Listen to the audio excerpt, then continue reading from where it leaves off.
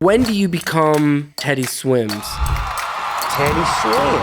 Teddy Swims! It was a rap project. I was just trying to be heard in any fucking way, facet or form. It blew up so fast. Woke up the next day and it had like 10,000 views on it on Facebook, and we were like, holy shit, this is crazy. I asked all these guys, they were still working like full-time jobs and stuff, and I was like, give me 6 months of your life, just devote everything to this. A day less than 6 months.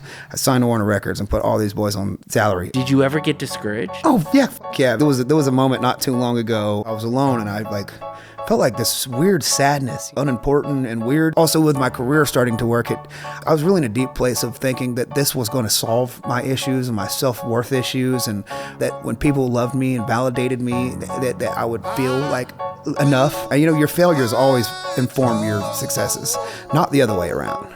I think when that song came to be, though, all of us in that room felt like, oh, this is it. This is the life-changing song. And oh my God, we got the one. This is a life changer. Yeah, dude.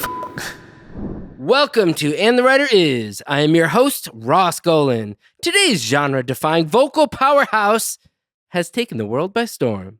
Raised in the South with a deep love for soul, country, R&B, and rock, he grew up blending influences that would later shape his unmistakable style. With a voice that can move mountains and an emotional depth that cuts straight to the heart, he built his career from the ground up. First by sharing raw, soulful covers online, and then by proving he was more than just a voice, but a true artiste and writer in his own right. His songs capture love, loss, and everything in between, resonating with millions across the globe. But he's also just the effing nicest guy. And the writer is my friend, Teddy Swims. Dude, I love this podcast. First off, so cool to see you do the right here next to you. It was cool to watch that firsthand like this. I just want to say that was badass. Thanks, dude, what a setup. This is wild. I mean, like, we'll go and do the whole telling your story, but, we were in a session not that long ago. It might have been 2 years ago, maybe, possibly. Like at most 2 years ago. And it's just like, I know I text you all the time and stuff, but like, I'm proud of you, man. Thank you so awesome. much, brother. I appreciate it, man. I'm so happy to be here with you. Before your Teddy Swims, your journey musically is gone so far from where you are now. Yeah, totally. When do you become, I'm now Teddy Swims? And where does the Swims come from again? It's an acronym for someone who isn't me sometimes. So we started, me and my dear friend Addie, who plays guitar in my band still, and was in my last band right before Teddy Swims. We were in this band called Wild Heart, and there's still a couple songs out with you can find on Spotify too. And we're like kind of country alternative-ish band or something.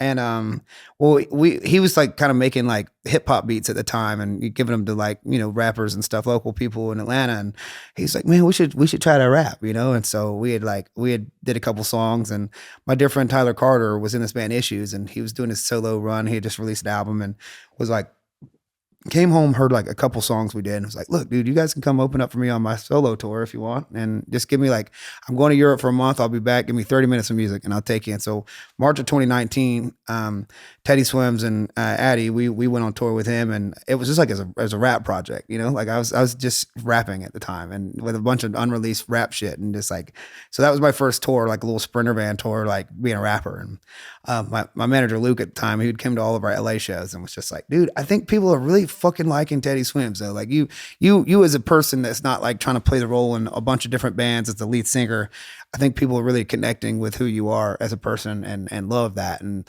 I guess that was kind of what like spurred us into trying to figure out what Teddy Swims could be outside of this, and just kind of took the band and was like, let's just fucking do Teddy Swims, I guess, and started doing the covers and seeing what people liked and what stuck and what happened, and the rest is history. The crazy thing is like, we all try a million ways to make it in music. Yeah. And you just walk through open doors because you don't know where it's going to come from. Yeah, I just wanted to be doing it.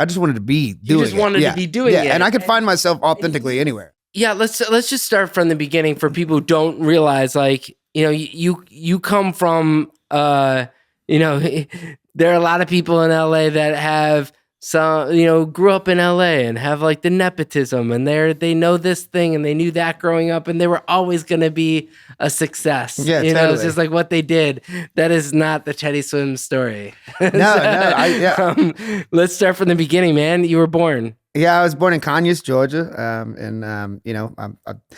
didn't really start messing and dabbling in music until maybe I was coming into ninth grade-ish area. Me and my dear friend Jesse, who still plays with me now, still writes and plays in my band, and man, we started, dabbling in. I mean, at the time it was like a lot of pop punk music, and we were still graduating high school. I got into theater around 10th grade with him, and after high school, I graduated in 2011, and it was like the post-hardcore scene at the time in Atlanta was huge, so we were listening to bands like Devil Wears Prada and trying to like attack and like, trying to play stuff like that. And so, I was coming up screaming for a long time before I'd really started even singing really. You grew up doing, being into like sports and others. Yeah, as a football player, man. Yeah. What was the point when you said, I need to choose art over sport? Well, I think I had did both for 1 year. Like my 10th grade year, it was my sophomore year. I was still playing football and kind of fell in love with theater, and I really like loved singing, and I just fell in love with the craft of that, and also like. I remember like my dad even being 6 foot, even then when he was going through school, he went to college to play ball but he was 6 foot. And I remember him always telling me like he was too small to be a defensive lineman, and those little guys that are like 6'4" and like 300 pounds out there. And he's like, no matter how good I was, a lot of times they want to take the big guy, cause you can take that monster and turn him into a monster, rather than, so, I mean, I was once I kind of like, that was always kind of pushed in my head, and I loved football and I loved it, but there was just like not a life really at 5'7" for a defensive tackle. You know what I mean? I'm 5'7", dude. It's over. I was like 5'7", 215 at the time, and it was like it's not happening. And also, man, I had the senior before me that was our like our quarterback. He had like such promise of like going somewhere and doing something, and he ended up spending his like whole senior year like he'd messed up his leg or something, like broke something, and then it kind of like ruined his life. Like imagine being like how many Michael Jordans or how many Tom Brady's there were, that there will never be that, or maybe selling insurance now because their whole family spent their whole life like doing this and putting this into this, and then they break their femur in 10th grade or 12th grade or second year of college, and then their career is like done. And so I'm super glad that I if I break my leg doing this shit, I can still hobble up there and sing, dude. It's like, I think, I don't know. I don't want to say it's more of a sure shot, because there's no sure shot in anything you're doing professionally. But I think when I fell in love with this, it was just, I can look however I want to look and be whoever I want to be, just be authentically myself, and that's enough to go. And I think there's room for everybody. And so I know I fell in love with this, and it was an easy decision for me to just stop. When you were saying, that obviously when you're doing art stuff, you can be and look however you want and just pursue yourself. Like that's part of the art, is your brand, and clearly your body is your canvas, and like your voice is your and part of it, and your voice is your brush and your body's the canvas. Totally. Yeah. When did you start using your body as a canvas? When did you start getting tattoos? Well, I got my first tattoo when I was 16, and it was like, I got it covered up since, but it was like a little cross, and it had my last name Dimsdale, and a banner, and another banner that said established 1992. Such a cornball tattoo, like such a first 16-year-old tattoo, And I always say this, not that I'm the person that should take tattoo advice from, but just like maybe not 16-year-olds getting tattoos. It's like by the time I was 18, I was such a different human being. I just don't think like any lifelong decision should be made while you're like a kid still. You know what I mean? I was just so different. And so, but I definitely, when I first like wanted to start like, I guess, tattooing my body, and like I started caring about the way I looked when I was like, I remember my dear friend Julian Seltzer. He's a big EDM producer and DJ, and I remember he said this one thing to me when we were younger, and he said like, you're an icon when somebody can dress up as you for Halloween and somebody know that they're you, And so from that point forward, that always stuck with me in my head of like, how do I look? How am I supposed, like, how could I be recognizable as a like Halloween costume, you know? And so I spent like a lot of time like trying to brand, I guess, myself in a way, then like, and figure out how that was what made me different in a look, you know? Do you currently feel like you have to re-up that brand? Do you have to change who you are now that people recognize you to keep, or is it now are you done because people recognize Well, I you? mean, I still love to get tattooed. I was like, me being tattooed is like always what I wanted to be. I remember like one of the first things that when I was younger, when people would ask me like, what do you want to be when you grow up? It was like one of the first things I would say is just tattooed. And I know that's not a job to get a tattoo, but I wanted to be tattooed. And I remember like my mom used to give us like $10 at the end of the week, like on Fridays, like she would give us an allowance for doing our stuff, you know, and me and my brother would get $10 a piece, and on Sundays we'd have to go and like give 10% of our income to tithes and offerings, you know, and so I'd give $1, leave with 9, and my older brother would always give 5 because he was an overachiever. Fuck that guy, right? And, but who got the blessings? You know what I mean? So fuck you, Caleb. That's my boy. That's my boy. But, It's so good. But I used to go to like we got the blessings. Yeah. I hope you say that on like Christmas. It's Yeah. like, yeah. Merry Christmas, brother. Yeah. No, but I used to go and like get all my stuff into quarters and then put it in the quarter machines. After lunch, we go to this Mexican restaurant and just like, you know, just slapping tattoos all over me. You know, I remember standing in the mirror as a kid and being all tatted up and yoked and feeling like I was the coolest shit ever. And so I know I love being tattooed, man. It's this, everybody I looked up to was just covered in tattoos, you know? Yeah, that's interesting. Before we go and dive further in, I feel like now's a good time for you to tell that same story that you said when you first got here. You were telling me about being in the Delta One Lounge. Yeah, so yeah, it's first time. You know, it's a brand new Delta One Lounge out there in New York, and we're headed back to getting ready to head back here to LA, and so we're leaving the Delta One Lounge, and you know, I go to get on the elevator, and this lady goes, "Are you?" Gets so excited, you know, and I'm like, yeah, that's me, you know, trying to be all bashful about it, but also trying to like, I feel cool as shit at the same time, you know how it goes.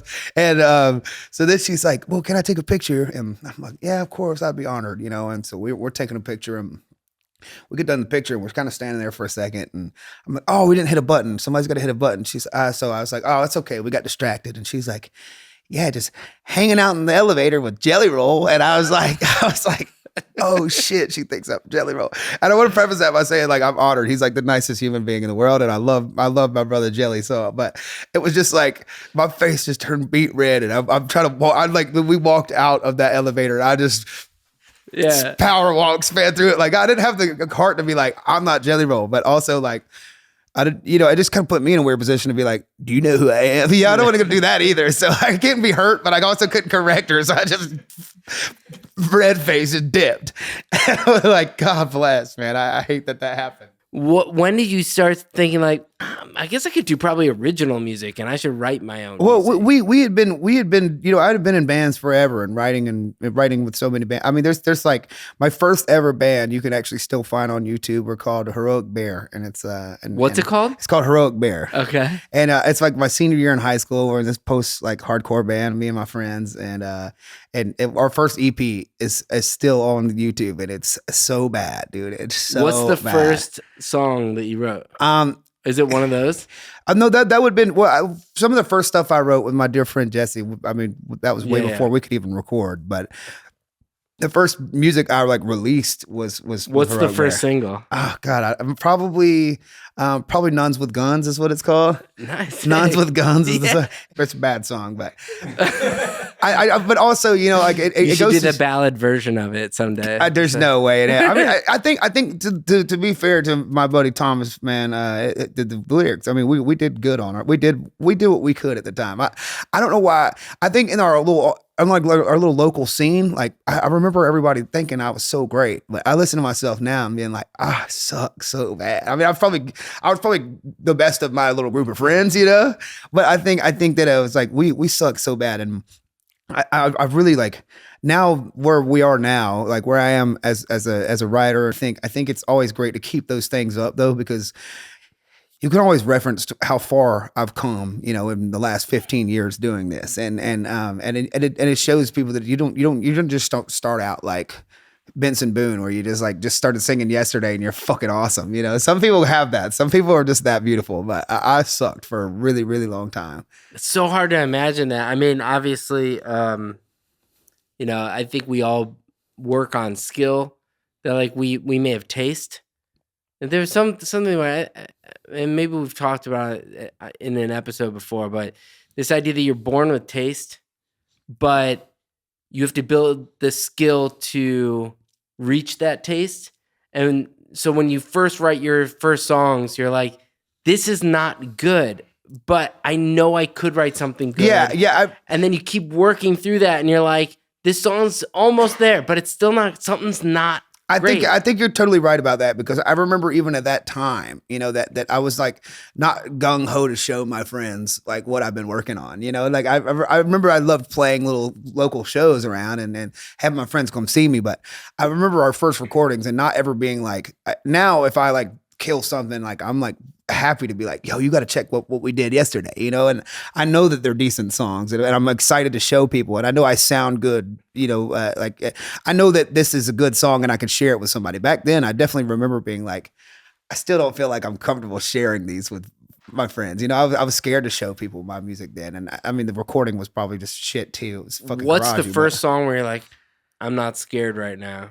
Or are you still scared today? I mean, yeah, I that's a good question. I don't remember the first time that I felt like, fuck yeah, this is good. I don't know. I don't remember like, I mean, I guess it like, yeah, I can't tell you. I can't pinpoint the very first time that I was like, I love this. This is good. I can't remember that first time, but I definitely. I mean, you released an album this last week. Yeah, I feel very good about it now. Like I know. I feel the really night proud of that. before it drops, are you just 100% confident that every song on it slaps? Yeah, totally. Yeah, absolutely, man. But also, I mean, that's because, you know, there are so many people who are involved in this that are also feeling that way, and I've got the best people in the fucking world that are helpful. You know, like, I mean, when you got John Ryan and Julian Bunetta and Mickey Echo and Marcus Lomax and Jeff Giddy, and I mean the list goes on. You know, you can't lose with those guys. You know, they see me, and I'm so lucky to work with some of the greatest people in the world. So I think that also, I guess, in turn makes me feel better about my stuff too, because if they want to hang out with me, like if you want to hang out with me in a room, then I must be fucking decent. You know what I mean? Yeah. So I there might be just that piece of me too that makes me feel that way. Well, that brings up some of the next segments. First being, what would Mickey Echo ask Teddy Swims on And the Writer Is? And Mickey Echo asks, who is your favorite songwriter and why is it Mickey Echo? Man, it is Mickey Echo every time. Well, I think for me, especially Mickey Echo does everything with me. And I think Mickey Echo is the one person when we're writing for the record and everything. I mean, I think he's got 7 cuts on this record we just put out. And there's only 13 songs. I think he got more cuts than I did on this record, to be honest with you. To be honest with you, and it's my fucking album. But I think Mickey is just truly such a gifted artist, you know, and he writes from the place of an artist, you know, rather than me and Julian talk about this all the time. Like an artist is going to artist, and then a writer's going to be a writer, and then a producer is going to produce, you know. And there's some people that have like that certain thing that they really excel at, you know, and they can do all of them, you know. But some people are just really writers, and some people really are producers. Some people are really artists. And I think to the core of Mickey, he's just truly just such a different, he's an artist. He's like a breed of his own. He's such a weird kind of human being that is just so authentically, so solely him and truly sees me and I see him. And I will say though, there are times that like, I hate when he records the song first, you know, like there's sometimes his voice like, is if incredible. we're writing, I'm like, look, before fucking that Mickey cuts this, let me fucking get in here and do it first, because Mickey's going to cut it. And then I'm going to try to do everything Mickey does. And then I got to drop it like fucking a step and a half because he's Steve Perrying the shit out of it. But I will say, Mickey Echo is the greatest of all time, in my opinion, man. He's the greatest of all time and always has me in mind and always loves me and checks on me. And he's really been the person that has helped me navigate this wild fucking ride that this is too. He's been through it and he knows.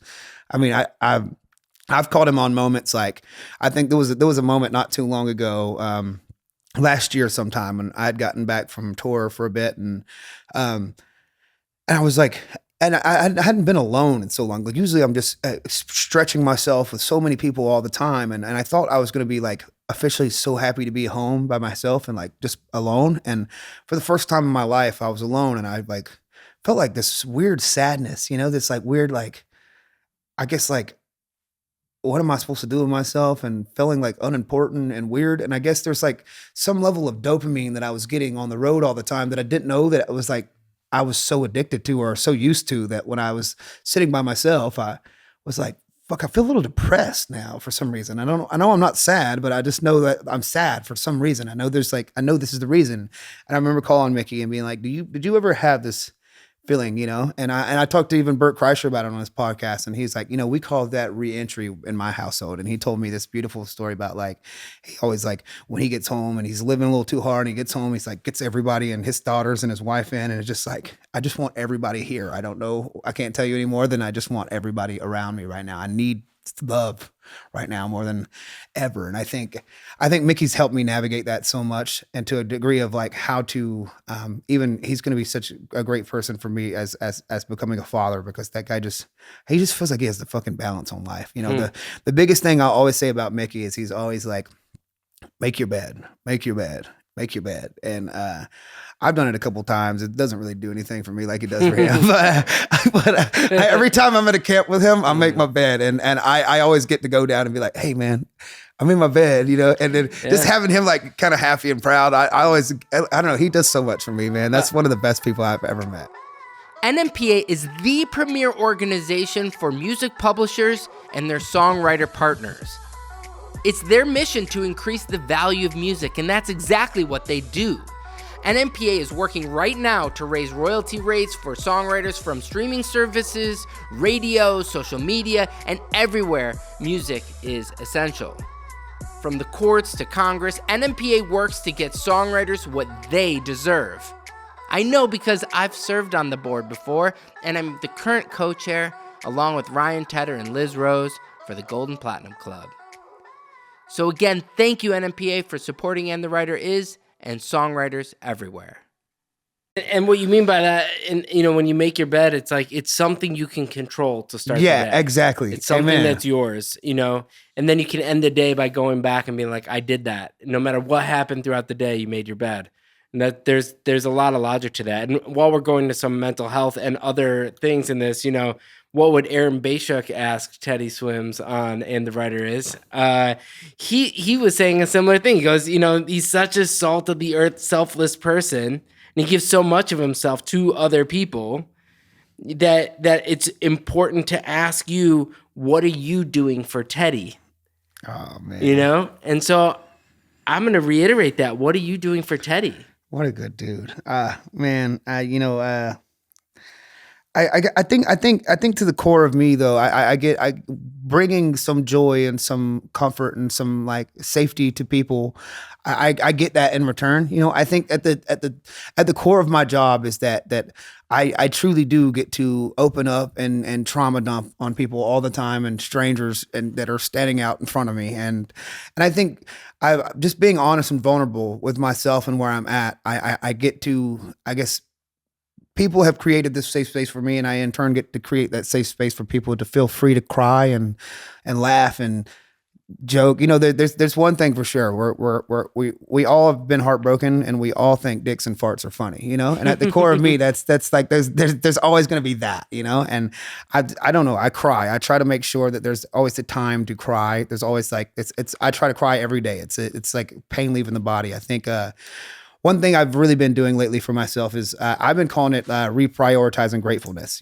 Some days this does feel like fucking jobby, and it can get like where you're like, God, just dragging ass here and there, and you want to bitch, and sometimes it's you got to just tell yourself, hey, what are you bitching about? You got everything. You're doing what you love for a living. You're doing it with your best friends, the best job in the world.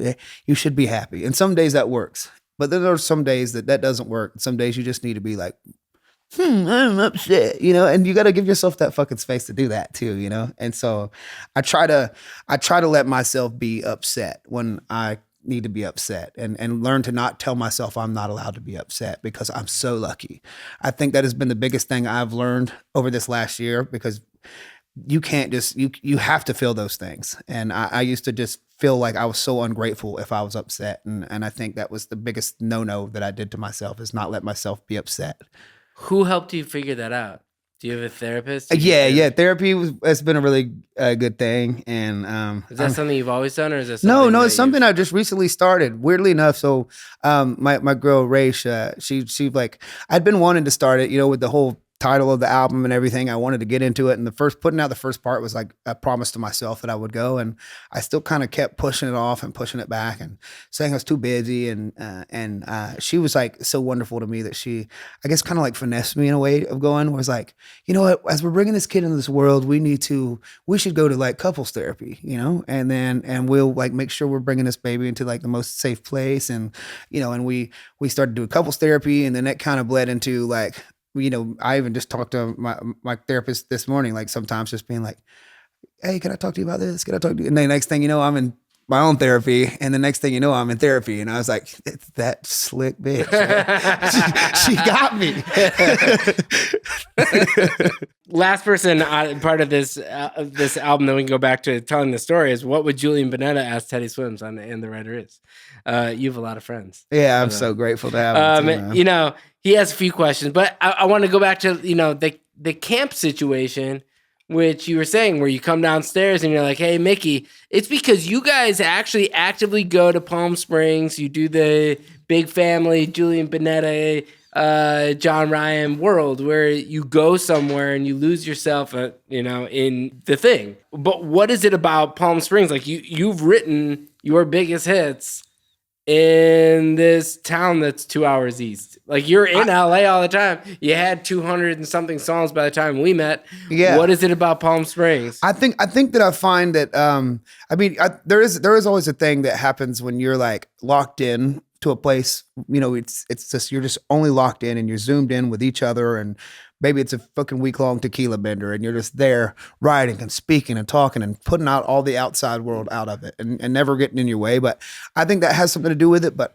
what I think about Palm Springs, I think it's something where it's such a remote location. I like to think of like The Thing, like it's like the muse or something is like a little bitty elf, right? And if you're like really not getting in the way of yourself, like the elf like might walk into the room, and if you like just listen to the fucking ether of what it is, and sometimes it visits you and it's everybody else's job to fan the flame, or maybe it visits me and it's everybody's, but if you're not in the way of the little elf, it stays in that room, and that's where the magic happens. And so I think there's something about going in the middle of the desert where, like, if you're doing it right here in the middle of LA, there's thousands of rooms that little thing can walk into, but out there might be like one of them that lives out there, and we're working in 3 rooms right there, so there's more of a chance, I think, for that elf stationed in Palm Springs to come visit our house than maybe the other 2 houses that might be writing at the same time. I don't know. That's the way I think of it. Maybe, I love it. I mean, look, that's why we try to create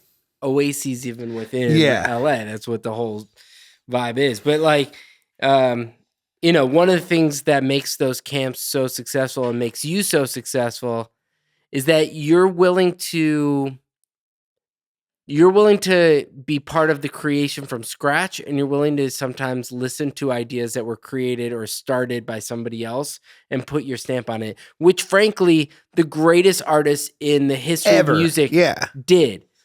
What makes you so confident where most artists today feel like they need to be part of everything or nothing?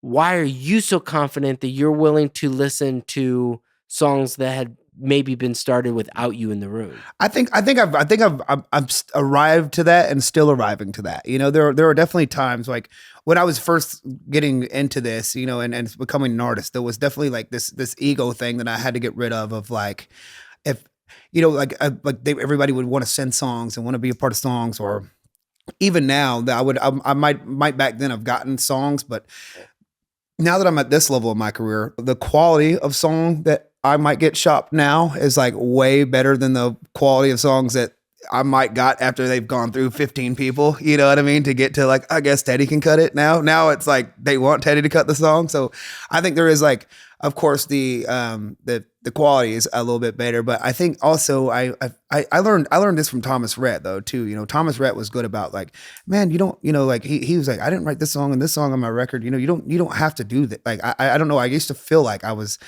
getting in my way, I think, a lot with that too. And I think also I was learning to A&R myself in a way that understood that, you know, when there was good songs, knowing if they were actually for me or if they weren't for me, and if I was just hating them because I didn't write them, or if they were actually really good songs. And there was a couple songs that my first songs that I cut that were outside that I really felt so attached to that I was like, as soon as I heard it, I was like, oh, I want that. I need that. I love that song. That song is for me.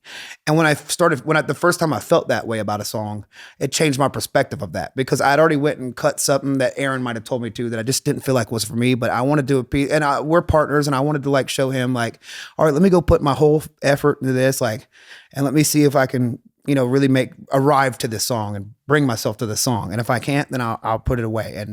But I felt like there was so many times I felt like this song wasn't for me. And I didn't really have a knowledge, I guess, of myself to know how to pick and choose songs that I didn't write for me, because maybe I wasn't moved by them. And then I would try them and then they would just kind of not really hit, or maybe the label and everybody would still love it. And I'd feel like still like weird about it. And so I don't think it was until I finally like heard a song that I was like so connected to off of hearing it that I didn't write, that I was like, I know how to bring myself to this song. What song was that? The first song I ever did like that was this song. It never even came out, but another song Mickey Echo wrote. It's called "I Choose You," and it came like they sent it to me, and I just was like, oh. And then another one also that was on my album.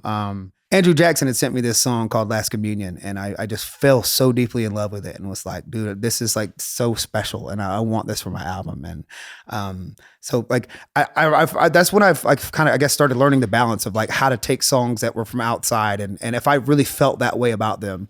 But you got to feel that way about them in order to bring yourself to those songs fully, you know? And so don't like force it, or don't let nobody force you into doing something that you don't feel like is naturally yours. But again, until I had a couple of those songs, I didn't know how to truly like gauge if this is for me or not, or if I was actually just hating on this because I didn't write it, you know? And I didn't know that at the time. So it took a long time for me to get to that place of saying, this is for me or this isn't for me, and just knowing.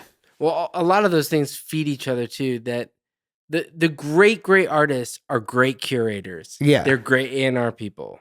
Whether it's Frank Sinatra or it's Elvis or it's Michael Jackson, Marvin, or man. it's I mean, go down the list. It's if it's Madonna, if it's I mean, there are so many amazing artists that Whitney, just all these people were great curators. Yeah.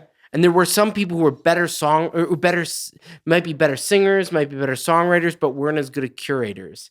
And I do think like people send you better songs because you're willing to sing them, not just because of like where you are now you're at the top of the food chain. Of course you're going to get the songs, but you're probably at the top of the food chain because you were willing to, they scratch each other's backs because you were willing to cut. Yeah. And I also think there's a world too where they're like, people stop being, you always know too, when you take songs, even if you like those songs, if people that are willing to give a song to an artist and let the artist do what the artist is going to do to it and doesn't feel too connected, because sometimes people are way too attached to their work and they want you to cut it, but they're the ones on the demo vocal. And so this has happened to me a couple times where I love this song, and so I'll go and sing this song my way. And there was a while too where I was like, no, I don't want to go over and write and sing that song with that writer, because I know that writer's going to sit there and be like, well, actually the timing of this is this. Well, actually the note is this. Well, actually the thing is this. Well, actually this is, and then they were too attached to it. Or I would cut it a couple times and then I would send it to them the way I love it.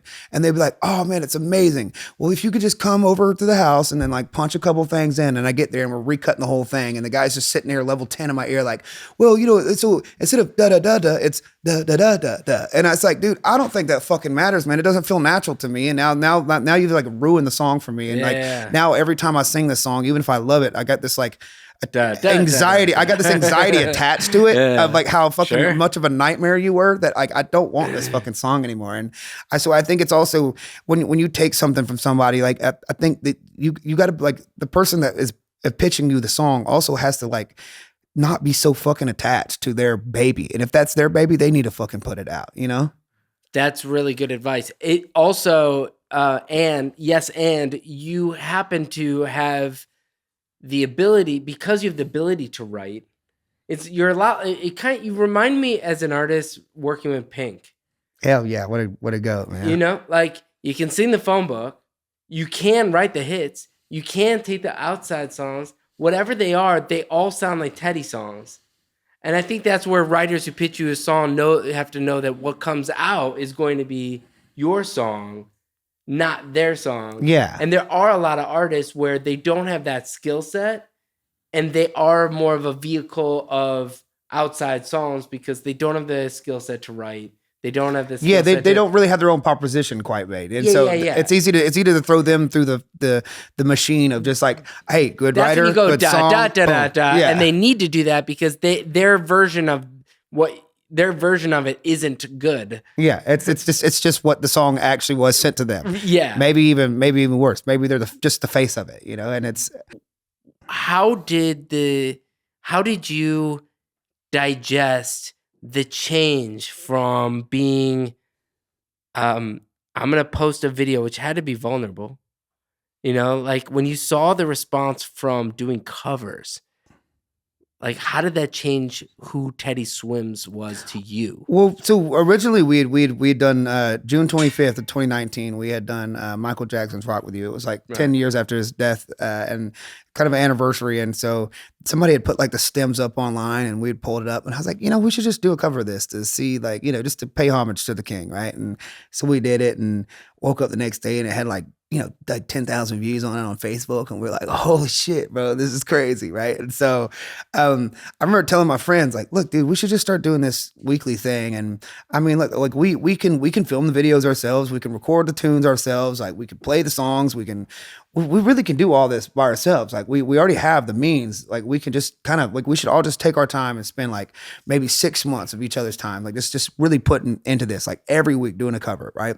And I was like, y'all just give me 6 months. And the beautiful thing about this is we all moved into a house together. So I quit my job at Chili's for a bit. I was like working like 1 day a week, and we all moved into this house together in Snellville. There's like 12 of us living in this 5-bedroom house. We had built like plyboard walls in between rooms to make it 2 rooms. It's literally 12 of us living here. We're like, I'm having my older brother come and like ship our merchandise out of the basement, like the garage. And then we built like 2 studios, and we're literally like fucking, we're filming like even during the pandemic. We found like rented some broadcast equipment and like did live broadcasts and live performances, and so it was like it was a thing that I think that we were so lucky that we had each other and like found this way to do it all by ourselves. And so like when this time was happening during the pandemic, it was like we were so lucky because we were all kind of quarantined together already, and we had a means of filming and recording and shipping and distributing merch and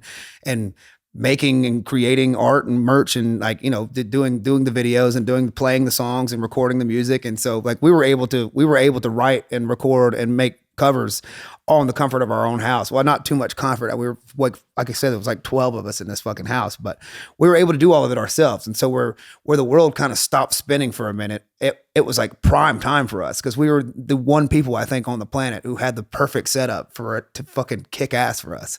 So we were just kind of stuck in a house together, having nothing but means to make this shit happen. And so I think we were so fucking fortunate. And when I tell you, we got like, we started June 25th of 2019. And I asked all these guys, they were still working like full-time jobs and stuff. And I was like, give me 6 months of your life. Just devote everything to this.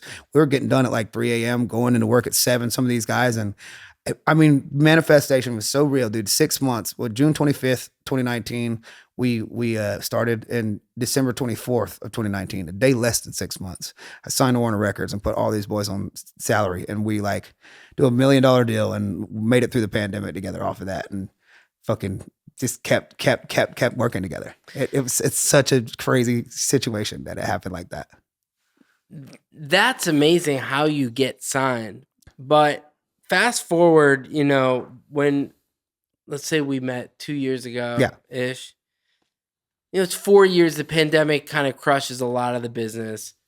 You know, Warner's generally in a weird sort of way, a new company. You know, like you were a priority there. It wasn't like they had, you weren't signed to Republic where you'd be competing with, The Weeknd and Ariana and Taylor and all that. Like, you were part of a company that was willing to support you in your musical endeavor and your journey. But it wasn't like from 2019, December 2019, all the way to the release of Lose Control. That's a long time. Yeah. Did you ever get discouraged? Oh yeah, fuck yeah, man. What I will say is that I'm so grateful for.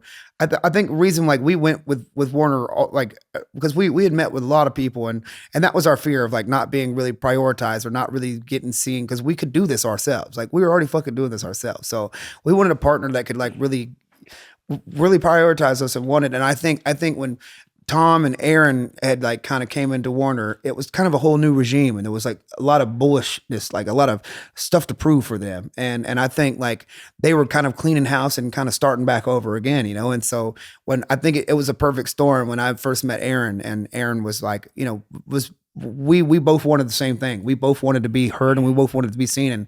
And this guy knew that it was about taking acts and taking like even just a small little like a couple people and really turning that into a family and making that thing happen, and really putting into artists and seeing that like because there was so much about the machine that was happening, like you get signed, you get thrown through the fucking machine and then or maybe you get signed because you have something popping on TikTok and then they sign these kids and then these kids like don't know how to quite be an artist or maybe they don't write another hit in the next few months and then they just kind of get like pushed to the side and sign the next big thing that's popping on TikTok. And I would say that I think what was so special about Aaron and Tom and Warner was that they were like, they gave me that so much space and helped me develop and believed in me the whole time and prioritized me the whole time and let me develop over the next 5 years to get to where, because they saw it, they saw what I was and I saw what I was and we knew this was special, but it was how to cultivate the environments and the people and the writers and the things that I needed to in order to become the person that I'm becoming, and I think that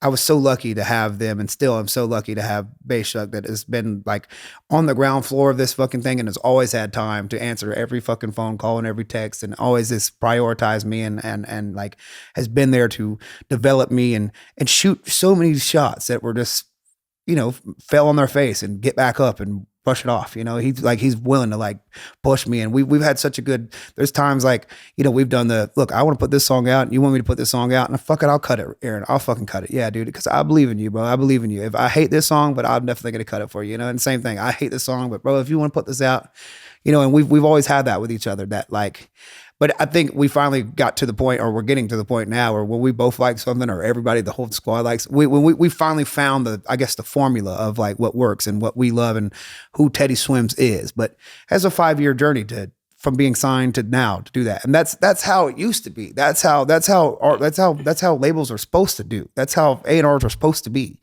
Sign an artist and develop a kid and let them learn how to be a fucking artist and a writer and learn how to learn the game.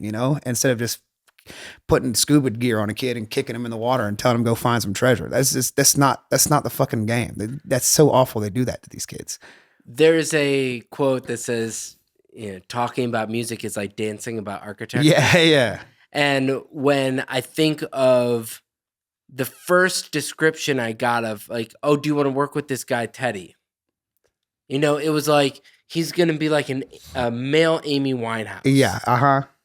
And it was like, okay, yeah, sure. Let's, totally interested in whatever this, like, I heard your voice and it was like, my wife sent me your, one of your videos early on. I was like, you need to find a way to work with him.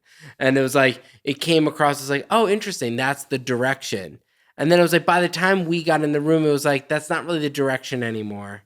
We're still trying to figure it out. By the time you had worked with, we had worked together, I remember you saying you had 200, 250 songs, something like that, and you're going in as a writer, you're like, let's just give it a shot. Let's just write today. It's just a day. Let's just have fun. And by the way, I think there's an artist who's going to cut our song, but we'll talk about that. Hell yeah. Let's go, baby. That's as of like 2 weeks ago, but that's another story for another day. But I remember calling your managers, which I never do. I was like, I love him. Man, I love you too. Like, that was a great day. Dude. Like, I love this guy. Like, you have to have the hits in there. No, this guy writes really good songs. There's no way he has 200, 250 songs and he's not sitting on a gold mine of just smashes. What sets Lose Control apart?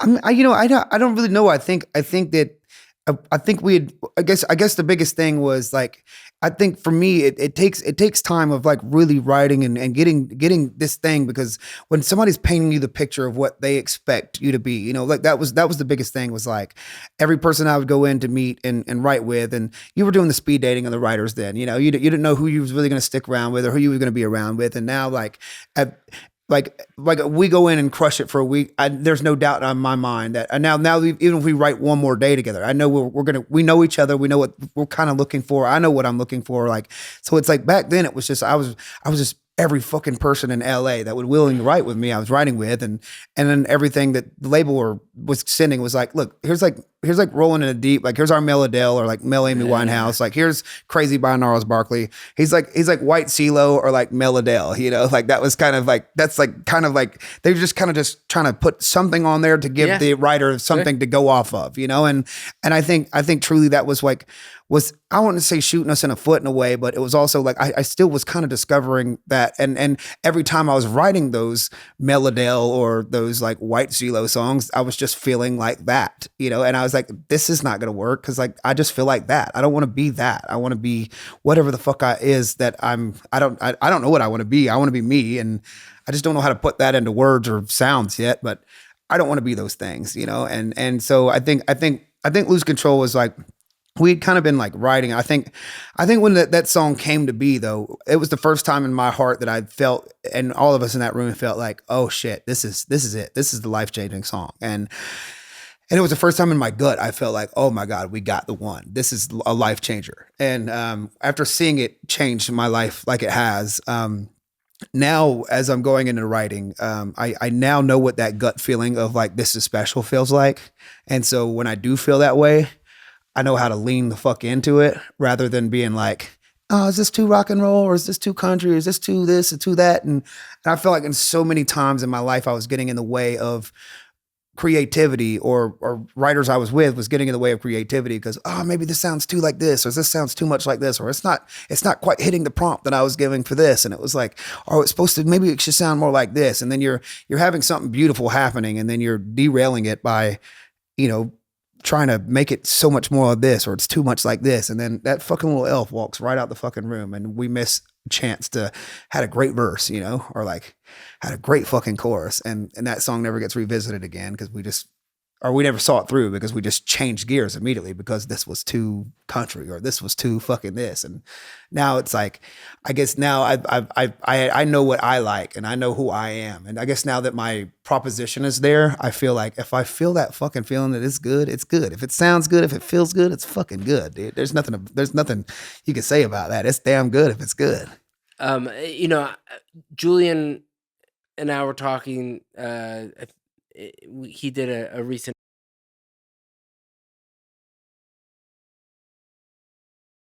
he said, when he was talking about Lose Control, he said that you were going through something really tough at the time, and that I love when he was saying that, recording music is like, it's like a photograph of your voice, it's like, it's capturing a moment, Yeah, time and real pain. What was going on in your life when you cut that song? Well, I was just going through a serious thing. I was with this person, and she had a lot of mental health issues, and we were kind of just living a really hard lifestyle together. I feel like the substance of our relationship was kind of the substances we were abusing at the time, you know what I mean? And we kind of felt really codependent on this lifestyle together. And without that, it was like, without these high highs and these vicious lows, it was just like, it wasn't the interesting thing that was like eating us alive. I felt like so much of our relationship was masochistic for me in a way, and I needed to feel like, and I also hated myself a lot in ways, and I didn't feel myself loved. Like I didn't love myself in a way, and so also with my career starting to work, I was really in a deep place of thinking that this was going to solve my issues and my self-worth issues and financial issues, and that when people loved me and validated me, that I would feel like enough, or I would feel like I'm good, I'm a good person, and so I felt like I was dealing with a lot of abuse from her and letting that happen because I don't know. I felt like I just didn't deserve what I was getting, and I felt like I was just in this shell of like I hated being loved, and I hated all the attention and the love I was getting, and that's really what I wanted all along. But then it was I was receiving it, and I was just not able to receive it, and so I think I chose a partner that was just like, I guess, like, you know, taking my insecurities and really exploiting my insecurities. And I was letting that happen, and I was allowing that happen, and thinking for some way that was going to be good for me to use as like fuel for the record or something, you know? And it was such a toxic thing that I was doing to myself. I had a lady at a meet and greet forever ago. She was a therapist, and she said this beautiful thing. And I say it as many times as I can. It stuck with me. She said, you know, the way people treat you is a reflection of the way they see you. The way you let people treat you is a reflection of the way you see yourself. And that like fucked me up, you know? And I think I was really going through that hard time of us, like, I mean, I came like to that camp, like, a bag and pocket, man, like, you know, just geeked up every night, just talking, man. I remember you asked Mickey about it too. He was like, bro, first time I met you, dude, I was like, oh, this fucking kid is crazy. This kid is off the fucking hinges. I was off the rails. He's like, I don't see it. I don't see it, dude. You know, and then we started getting closer and closer. And I guess he started realizing like there's so much, I don't know. I guess maybe he started seeing himself in me. It was like, okay, I see the heart of this kid. It's really good. He's just in a fucking bad place, you know? Yeah. And I just having them to talk to and them to open up to, I think really, really changed everything for me. And finding myself and that. And I think the biggest thing is that was one of the first times I actually, I guess, wrote things so specifically about myself and my own personal issues, because it's easy to write something that you think people will relate to. But I find that the more specific you write about your own specific shit that nobody can relate to, that makes it more relatable. And I don't know if that's because you being that authentic and safe and honest makes them have the opportunity, maybe, or maybe it's like we're writing about fucking Jackson Lake, and I only know Jackson Lake, but you have a Jackson Lake. You know what I'm talking about. Yeah. You know, you have one of those, you know, whether it's whatever, it's the pool at your mom's house. Like we all have one of those. And I think when I started being more honest and vulnerable in my place, like in our writing, and discussing with them every day when we wrote, like what I'm going through right now, and crying to them about things at night, and just really opening up, and I guess using music as like my own therapy and having friends help me put that into words. It changed the whole scope of what music really was to me, because I don't think I ever really been that honest with myself in music. I was just trying to be heard in any fucking way, facet, or form.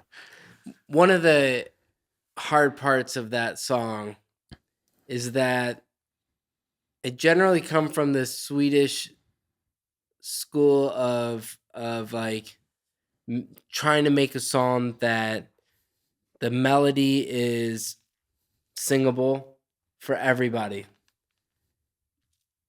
What's amazing about that song is that the identifier of the song is the least singable thing on the planet. Yeah. And it's a choice, you know. Also, Swedes are really good at finding that one note, that one rhythm, that one phrase that is a little bit off on purpose. So that way that's the identifier. But what's the identifier in that song is so hard to sing. Whose idea was it to sing something that only Teddy Swims could sing? Julian, man. Julian, so that was one of the things he said. So Ammo originally had like the beat he had brought, and Julian was like, there was 2 songs he wanted to write that week. He said, no matter what we do this week, we have to write. There was The Door and there was Lose Control. And The Door, they already like Emma already had the beat, and he had like mumbled all the vocals were there just in mumbles, you know. And so, but with Lose Control, he just knew. He's like, I just know there's choruses like I lose con, and then he's like, you know, some crazy Teddy run, right? Like something neat, like something like he wanted kind of the same approach. He's like, you know, like as we listen to songs like, for instance, like you know, Chris Stapleton's cover of Tennessee Whiskey, right? Yeah, it was like, you know, that one run in that song is so specific and cool. Yeah. And so it was kind of a thing we referenced in a way, because he was like, you know, when you go see somebody at a bar or you see somebody at a karaoke place, as soon as that song starts, you're gonna wait to the chorus just to see if that person can hit it or not, you know? And so I think that's the special thing about that song. As soon as the first verse or the dunk dunk starts, you're like, all right, motherfucker, you better sing this damn thing. If you skip out and go, then you're like, fuck you, why would you even start? You know? So it was one of those things. I think he had that idea and he knew that like we should do something like that. And I think the other cool thing about that bit was that Mickey had this idea kind of the second verse situation of just like, you know, do the problematic, it's not, he did a little rappy bit, you know? And so Julian was so smart about this. He's like, all right, Mickey, you go sit over there by the pool. You write that second verse. He said, based off of what me and Jade, because I just cried to him Julian outside. And he's like, you know what, I'm going to take this. I'm going to just write some verse lyrics based off of like what we were just talking about. And then we'll come back in and we'll like bring all these parts together. So then he comes up to me with the first verse in his hand, hands me the phone, and he says, all right, here's the instrumental. Just gives me the phone. He says, just like sing at the top, like whatever comes to your head to these lyrics. Yeah. So I sing the first verse, like the whole melodies was just as I was reading the lyrics. So the melody was to the lyrics. And then the second verse was just like, I guess the lyrics to the melody, you know, right? And so it was 2 separate types of songwriting, you know, because sometimes the melody comes first, sometimes the lyrics come first. And so Mickey had wrote the lyrics to the second verse based off of a mumble of, so he like used his melody to write the lyrics, and then the first bit we wrote the melody to the lyrics, and it was kind of like 2 forms of songwriting in there. And then, you know, let's let the chorus be whatever the fuck it, you know, what it was. You've had a bunch of hits since that already. I mean, The Door is a big song. Bad Dreams, you got like a bunch of stuff happening, and Are You Even Real? So fucking hell yeah, dude. Shout out to Solly, man. She's a fucking god. She's a fucking G, dude. She really is. You know, do you have expectations now that you've reached a certain success? Do you have expectations for future releases? No, I think, you know, to me, it's about that gut feeling and trusting it again, you know, like, so when I feel it, I just trust my gut more, because I know that trusting it works very well. And I'm going to continue to do that rather than like being like in this place of pressure for myself. Like I've even recently, you know, started, I remember when I was like first getting my little plaques, you know, and I was like, I can't wait to get it like gold plaque. And I got my first gold plaque. And then I was like, I don't want to fucking hang this up. I'll wait till I get a platinum one. Then a platinum one gets here and I'm like, I don't want to fucking hang this up. Because if I got this in my fucking studio and I'm staring at myself like, if this ain't Lose Control, then it's like not good enough. And so I don't want that kind of pressure of myself of like, because I'm going to write bad songs. Hell, I just wrote one last night and you will never fucking hear it, buddy. You know what I mean? I'm going to write bad songs again. And I think just like finishing the idea and like getting the idea out and getting that thing out, it can always inform, you know, your failures always inform your successes, not the other way around.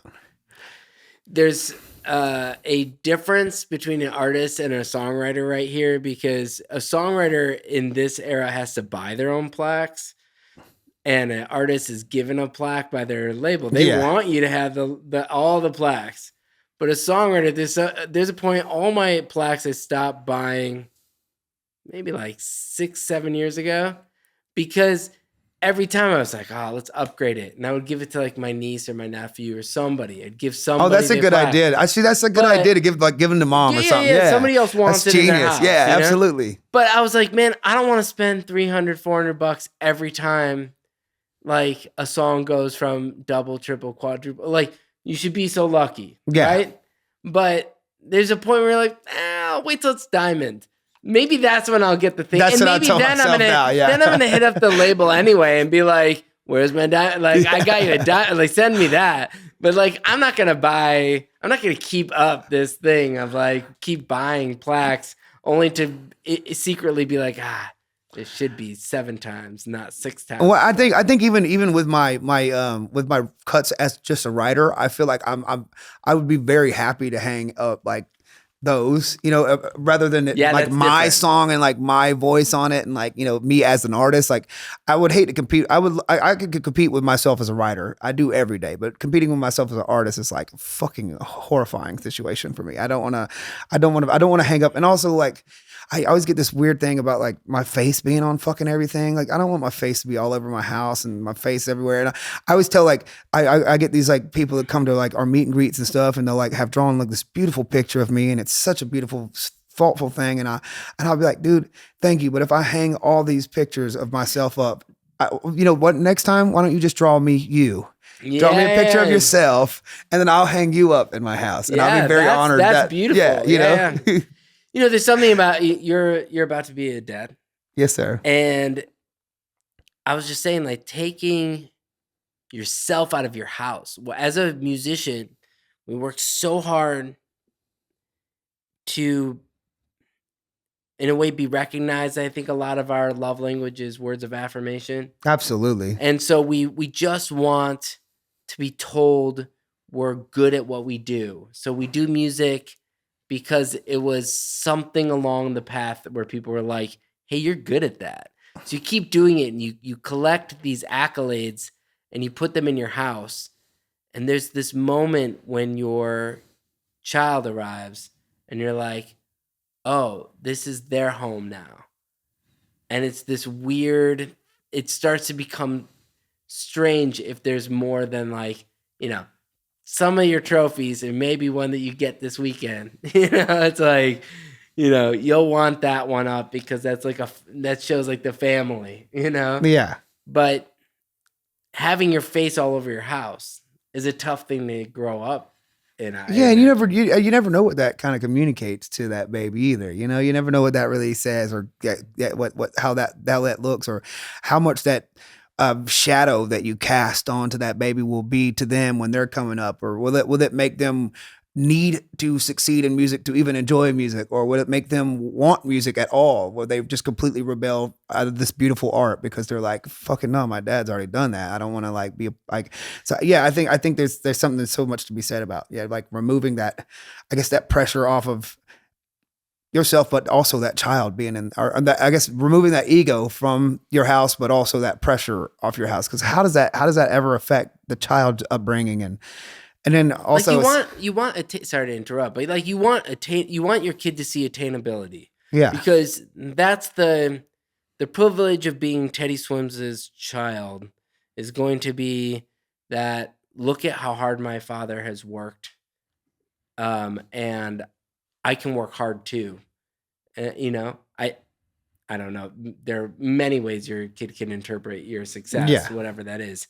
And look how loving he is towards his family. I want to love my family like that. There are all these beautiful things you can be, without being heavy-handed and like, this is what I've achieved, and make it so it's not seemingly not attainable. There's definitely like a fine line. Do you feel like becoming a father, is that changing who you are as a writer? Oh yeah, already. I think the beautiful thing for me is that there's this always fear in the back of my mind that creeps up that like I say yes to everything. I want everything. I want to go get everything. I want to go get it. I want to get it. Because I feel like, dude, there's a 9-year-old on TikTok who's better at all of our jobs than any of us are, and so we got to fucking get it while that kid's still got to get return bees to the parent. You know what I mean? Like that kid can still get grounded. I can't. So I'm going out and fucking getting this thing. Right. And I feel like this has already been a very big thing for me, even spending time with my girls and watching her, develop this fucking limbs and shit inside of her. I think it's been such a wonderful thing because now where I had this, like, I want to be the best and I want to go get this and I need to be successful in this and I want 19 Grammys and I want all this and I still want those things, but it's not like life or death to me anymore. It's not like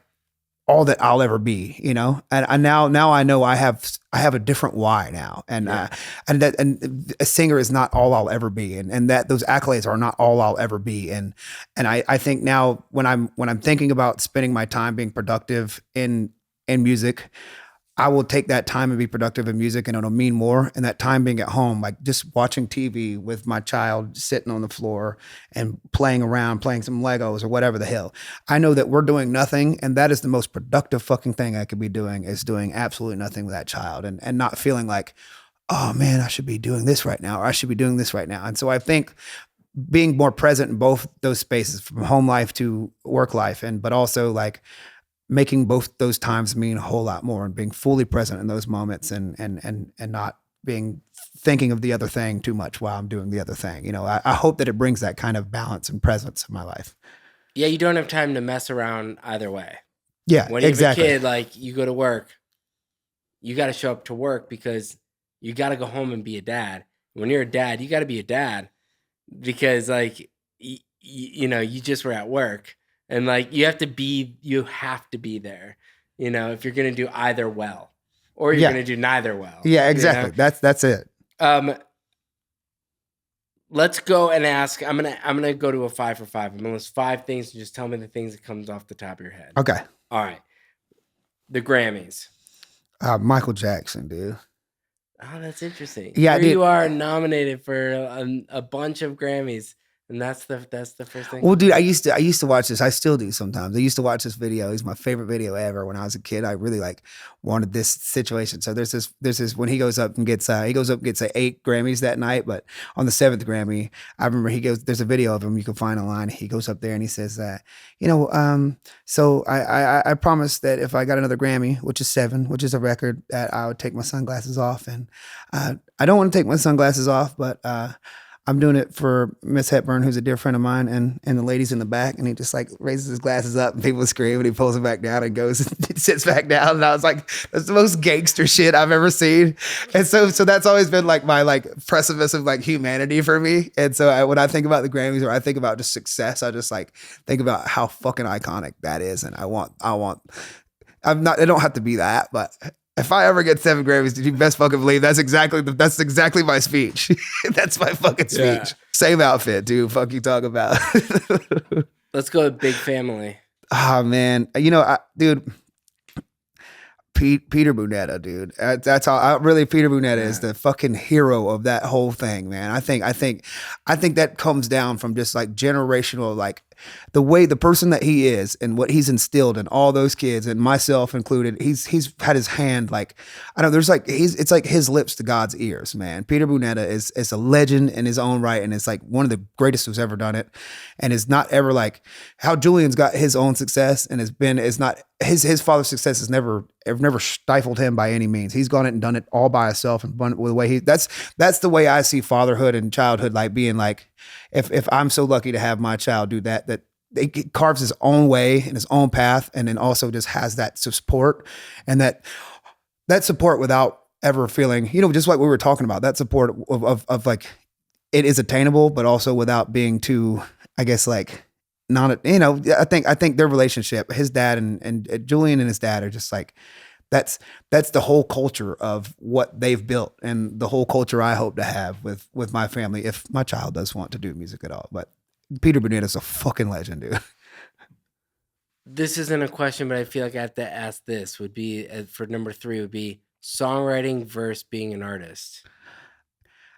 I don't know that I can ever. I don't know if I can ever do either. I think I'd have to do both at the same time. I think the way that I approach songwriting is as someone who knows what it takes to do that. So I know even as a songwriter, if I'm just songwriting for the artist in the room, I know what it's going to take for the artist to love that in order to go to every fucking interview and to every 6 a.m. singing that song. And I know what it takes to have to love that song and fall in love with that song every day. And so I find that if I'm songwriting, it's truly more so about making that fucking artist feel comfortable, even if the song suffers from the artist comfortable. Like the artist has got to be comfortable singing that song.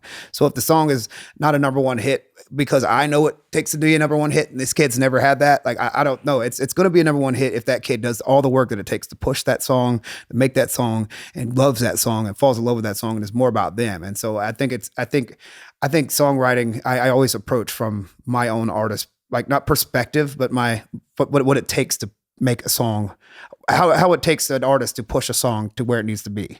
You know, the artist is the one at the end of the day taking the song and making every one of us as writers the thing that it is. So if I'm writing for an artist, I always, you know, I'm not ignorant to that process. So I try to just, you know, still be an artist in the room. Rage. Man, I love her so much.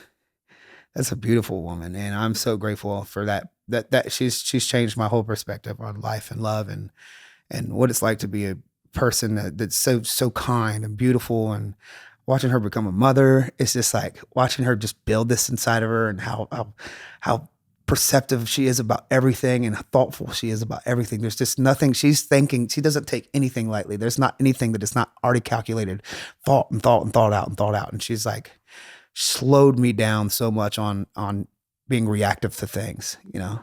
I think she's a very, very thoughtful person and not just reactive. And I think I would just say just what a fucking awesome human being, man. Your unborn kid. God, I'm so I don't know, I don't want to cry, but I just hope they think I'm cool, man. You know, I like my dad is the coolest person in the world, and I just want I want my baby to be like, I'm kind of scared to have him as granddad, you know, because I know he's living his shadow already as a granddad. He's the fucking coolest guy in the world, and I just hope that the way I talk about my father, that my baby like will talk about me like that one day, you know, and say like I had the most honest and emotionally available and intelligent person. I just hope my child will say that about me one day, and I hope I will live up to that for that baby. I want to be that and be the safest, softest place to land for that child. And I hope that I can do what my dad did for me. Yeah, dude, fuck. Well, I can say that as somebody who's been in the room with you, and I said it even in the intro, it's like, I've never said that. I've done 200 of these interviews. I'm never like, this is the effing nicest dude. Thank you, like, man. I appreciate it. Thank you so much. It's the fact I'm my that daddy's son, bro. I swear to God. We all feel like we're in a safe place in a session with you. And it's not, again, I think you shortchange yourself sometimes when you describe yourself, because we need you as much as you need anybody in this. Like, Amen. and we need to have collaborators like you, anybody, or we're in a room where it just feels like it doesn't matter. And I don't know if you can curate a good song. I still, for the rest of my life, will not believe that you can ever really schedule a great song. You can't, no. You can't. But you can schedule a good day, and you can be with good friends, and you can just know that you're with those safe people, and you know you will be a good dad. Thank you, sir. Yeah, You will be a believe good so. dad. I because received that. I know who you are. I see you. Yeah, I received that, man. Yeah, I think it's so beautiful that you said it. You can't schedule a good song, but you can schedule a good day. Fucking right, dude. Yeah. Yeah. And tomorrow is always gonna be a better one too, man. It's, you know, you can't fucking beat it.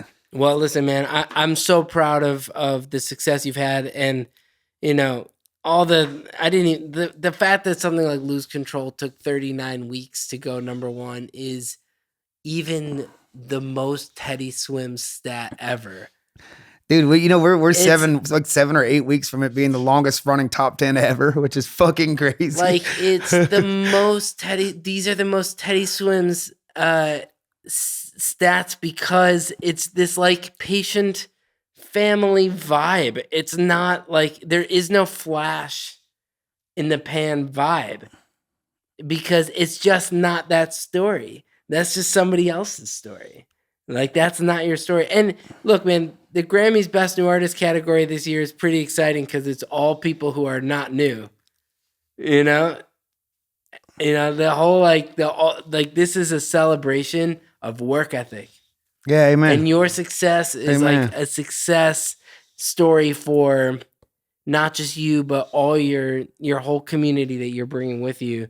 And I mean, it's just fun that like, you can't help but root on your friends throughout this process. So fucking go kill it this weekend. Yes, sir. And, you know, forever and ever. Amen. You too, buddy. I appreciate you. I love you, bud. I love you, man. That's so, dude, fuck yeah, dude. This is fun.